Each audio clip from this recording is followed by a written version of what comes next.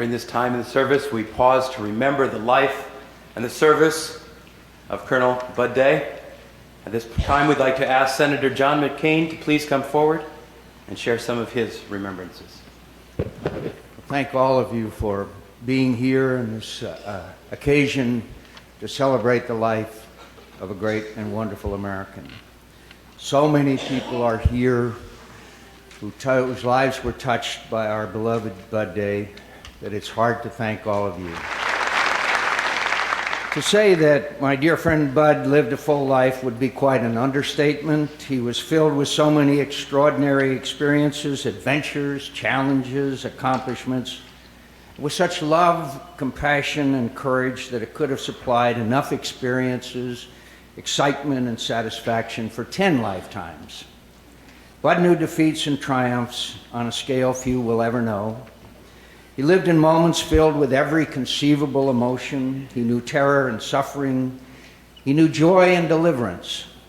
He knew solidarity, self-respect, and dignity. Knowing him as well as I did, I'm certain he faced his end satisfied. He had made the most of his time on earth. He will have faced it with courage as he faced all adversity. He will have faced it with gratitude for the love and companionship of his beloved wife and best friend, Dory, his sons, Steve and George, his twin girls, Sandra and Sonia, and his many grandchildren. He will have faced it with humility for having had the honor to serve his country with distinction in 3 wars, World War II and Korean War and the Vietnam War. I had the honor of being Bud's friend for almost 5 decades of his 88 years.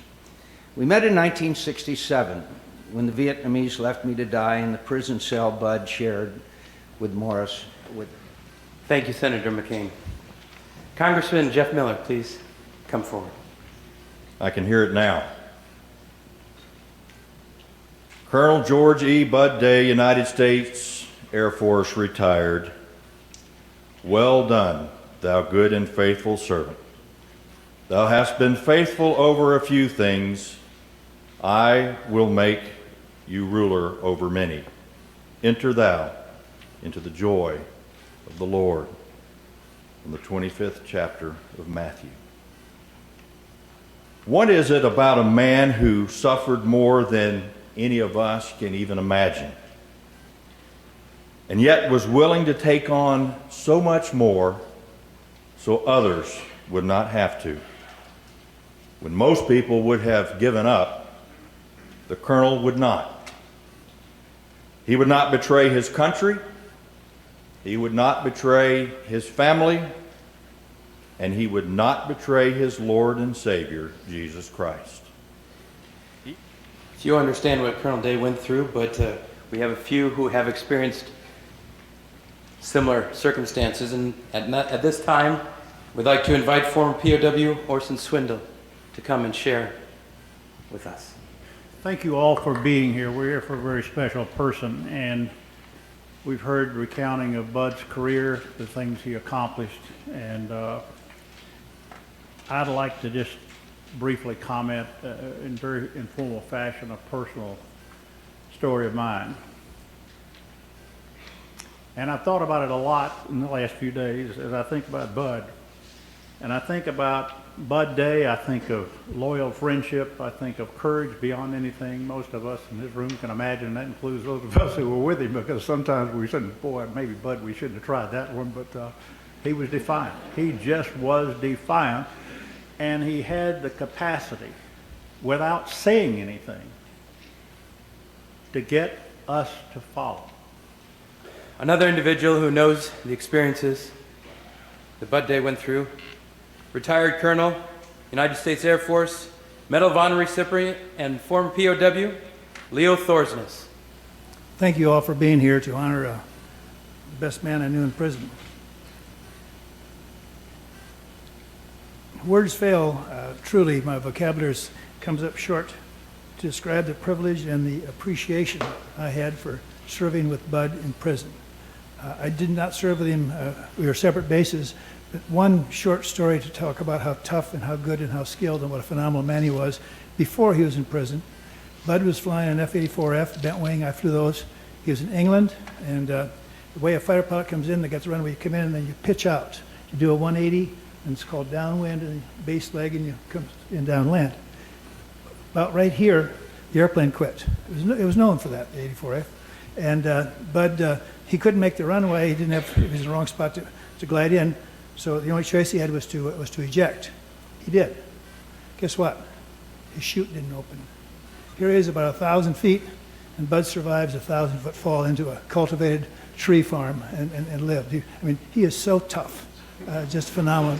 And I've never forgot that because Now I would like to ask United States Air Force General Retired Ron Fogleman to please come forward. Dory, Steve, George, Sandra, and Sanja, and all the assembled grandchildren, and the many distinguished and everyday friends that of Bud Day that are assembled here. Over the past 5 days, as I've traveled around the United States and read numerous newspapers, obituaries and editorials have enumerated Bud's many accomplishments, listed his numerous awards and decorations, and generally, I think, captured the uniqueness of this man, his personality.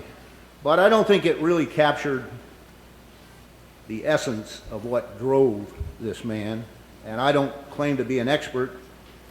But when he was asked what sustained him during that nearly 6 years of confinement, he said, and I quote, "I am and have been all of my life a loyal American.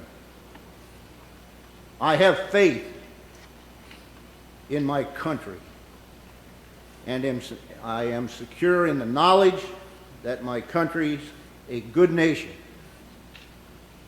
It's responsible to the people of the United States. I believe in my wife and children, and I rested secure in the knowledge that they backed me up and supported my country.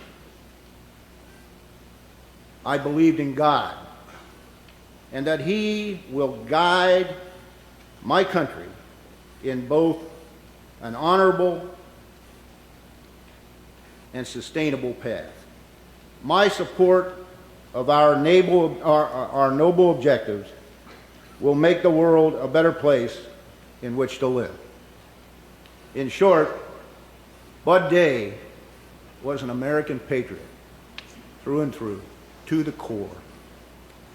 Now one of Colonel Day's sons would like to share some final words.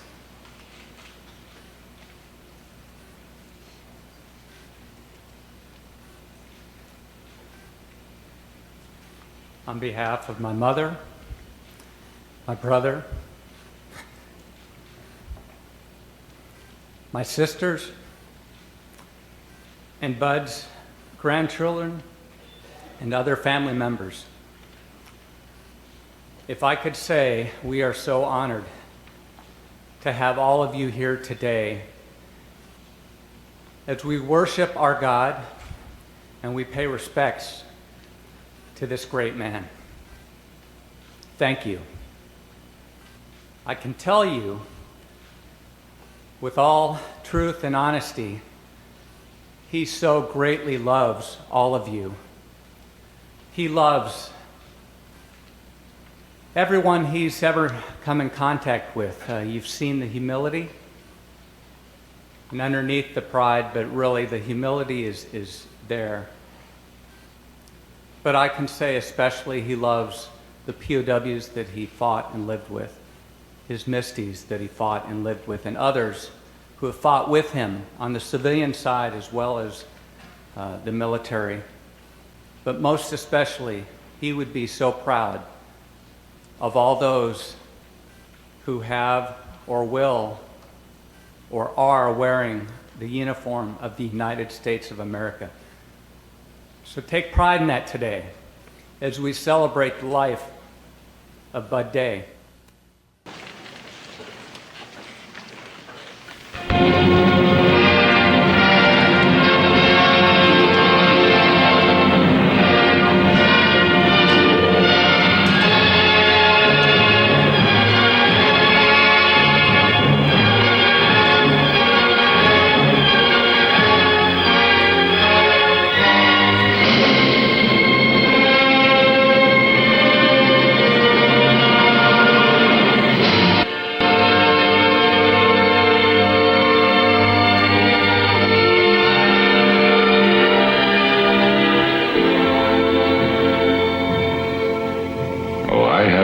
the surly bonds of earth, and danced the skies on laughter-silvered wings. Sunward I've climbed, and joined the tumbling mirth of sun-split clouds, and done 100 things you have not dreamed of. Wheeled and soared and swung high in the sunlit silence. Hovering there, I've chased the shouting wind along, and flung my eager craft through footless halls of air.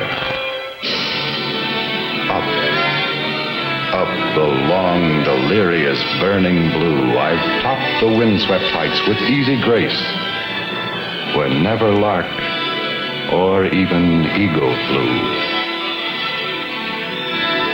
And while with silent, lifting mind, I've trod the high, untrespassed sanctity of space, put out my hand and touched the face